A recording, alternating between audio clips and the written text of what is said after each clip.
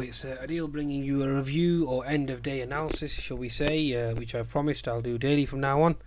Hopefully, if I'm not lazy enough or I've not tired and shattered enough from trading the markets. Basically, it's end of day analysis, 5th of January 2015. Okay, I'll carry on from my yesterday's end of week or pre-week video, basically a weekend analysis video.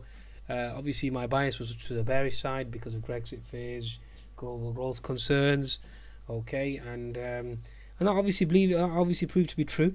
But my the only change,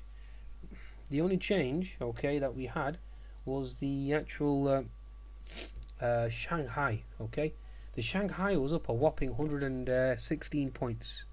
Okay, when the Shanghai is up a whopping 116 points, that's not something that can be ignored. Okay, that certainly needs to be taken into consideration. Okay, and certainly needs to be respected. Okay, when the Shanghai is up that significantly. Okay, so given the fact that the Shanghai, like I stated, was up, that certainly changed the whole dynamic. So when the FTSE opened up this morning, as my subscribers will testify, I went long the FTSE from the 6500 level. We rallied all the way up to 6570.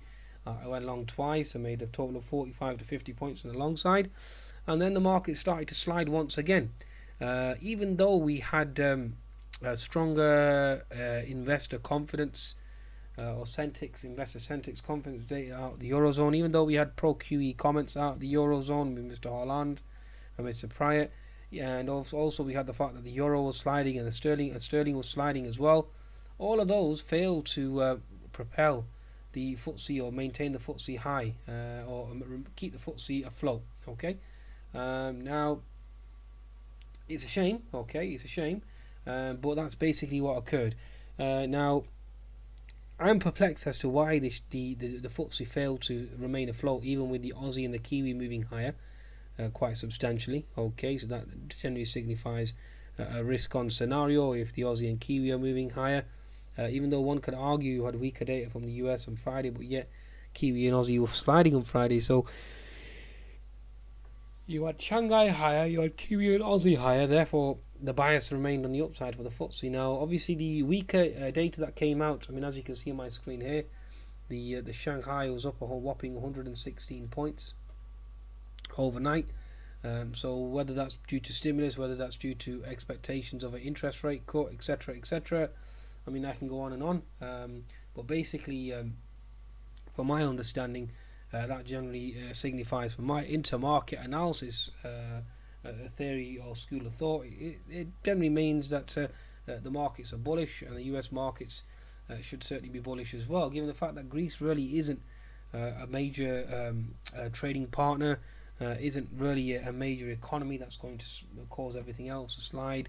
And Miss Merkel did say on the weekend as well, I mean, they can afford to allow Greece to exit. It's not a concern.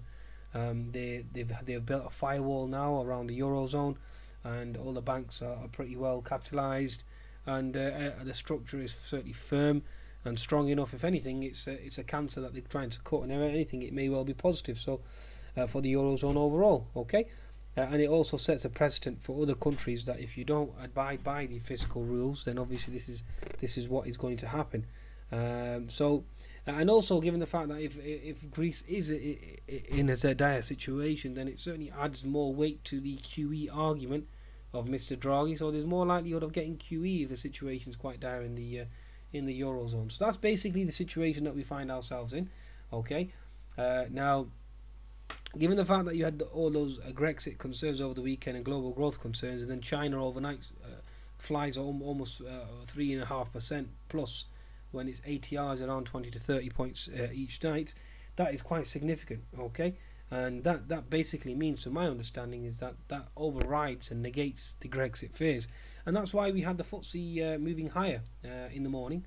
So if you see the FTSE itself from the outset, if I go to a 10-minute chart, you can see the FTSE itself from the outset, boom, off we went to the races, and we went as high as 6575 before we obviously reversed, and Brexit fears took over and the market continued to sell off quite substantially. Okay, now that's basically where my analysis was incorrect, because I expected the FTSE to continue its move higher, and it failed to do so. So I got stopped out on the other FTSE long position, my third FTSE long, and which was a shame. So I got stopped out there, and basically we are where we are now. We're back into the 50% fib, okay, and the Brexit fears certainly have dominated, because you can see the US markets have certainly been absolutely hammered as well. I mean, if you look at the daily chart of the S&P, you've got a bearish engulfing candle after the doji, so we failed to hold that level. I did mention that there was a support level around this region here, and obviously we failed to hold that level, okay. Even with like I said, Shanghai up quite significantly, and as soon as the Euro JPY and USD JPY started to drop, then the US market certainly started to fall as well, even though we had stronger ISM data out of the US, which again was quite perplexing as well. So certainly a conundrum. Okay, now obviously given the fact that the oil price obviously has dropped substantially, that obviously didn't help, and that obviously led the markets to certainly move lower. We're around the $49 region now on oil, so certainly it has a wild ride. Okay, so that's basically where we are. Okay, now, what's going to happen tomorrow? Okay, so we've had weaker construction data out of the UK, which obviously didn't bode well, and that certainly put pressure on the FTSE to a certain extent. But given the fact that the Shanghai was higher, I didn't expect that to have such a negative impact, and it did. So it is what it is, okay, and the market never lies, okay, and price action never lies. So where are we? Okay, so we've pulled back. This bear flag certainly played out in the end. Okay, same thing on the FTSE 100, same thing on the FTSE 350, as you can see here. The bear flag played out. Okay, so both on the FTSE 100 and the FTSE 350, we are both slap bang into the 50% fib. Okay, and also we did have horizontal support. We'll see exactly if that holds tomorrow. That's basically a support zone there. We have a support zone here. So there's two support zones of the FTSE, so we are into support basically. That's a summation, okay. Obviously the oil price sliding up has taken the FTSE below the 6400 levels, so 6390 on the FTSE 100 will certainly be good support. Now the volatility index, whenever the volatility index is into resistance, then the FTSE generally is into support.